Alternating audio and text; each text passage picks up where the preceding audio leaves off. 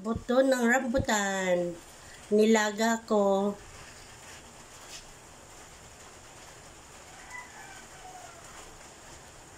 Nilaga, tapos balatan. Tapos mamaya iprito with cottage sugar. Ayan, nabalatan na siya. Ngayon, iprito na natin. Ihanda na natin yung ating kawali. Ayan, pinirito na natin siya.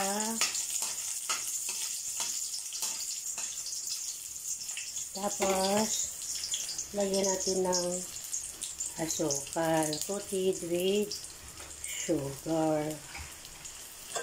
Ayan. Coated with sugar na siya.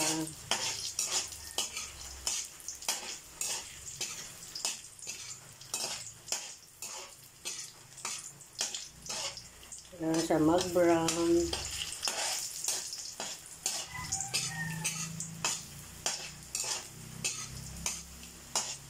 Masarap naman siya kahit hindi mo lutuin.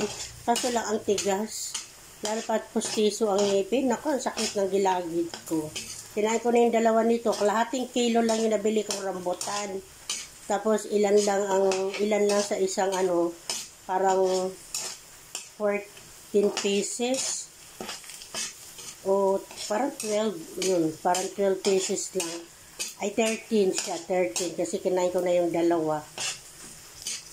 11 na lang itong natira. Ayan. Ayan, subukan na natin. Naunin na natin siya. Ayan na siya. Ayan, kakainin natin. Ito na siya.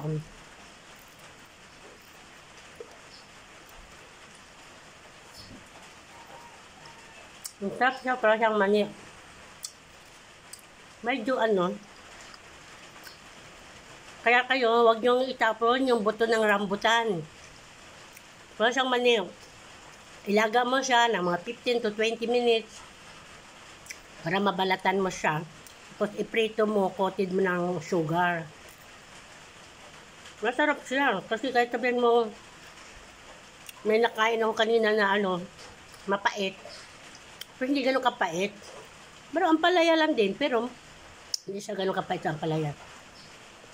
Kasi yung kinain ko yung hilaw nito, yung hindi ko pa niluto, okay lang din siya. Hindi siya mapait. Masarap siya.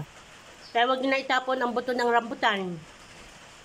Mas masarap siya sa pili. Kasi ang pili, di ba, pag niluto mo, parang ang gaan-gaan niya, pero siya hindi. Parang mani pa rin siya. Masarap. Salamat. Thanks for watching. God bless us all. Ate Joy Vlog.